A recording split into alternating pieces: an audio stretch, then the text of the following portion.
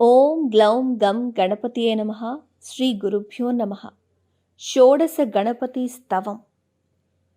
ప్రథమో బాల విఘ్నేశో ద్వితీయస్తరుణో భవేత్.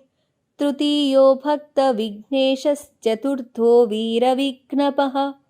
పంచమః శక్తి విఘ్నేశః. షష్ఠో ధ్వజ గణాధిపః. సప్తమః సిద్ధిరుద్ధిష్టః.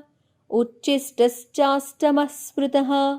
नवमो विघ्नराजः स्यात्तस्यमः क्षिप्रनायकः. हेरम्बश्चैकादशः स्याद्वादशो लक्ष्मीनायकः.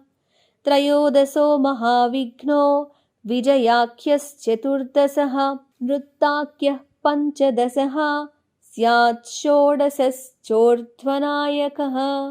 एतत् षोडशकं नाम स्तोत्रं सर्वार्थसाधकं. त्रिसन्ध्यं यः पठेन्नित्यं स सुखी सर्वतो जयी. तस्य विघ्नाः पलायन्ते वैनतेयाद्यधोरगा.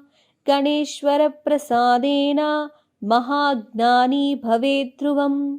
इति षोडशगणपतिस्तवम्.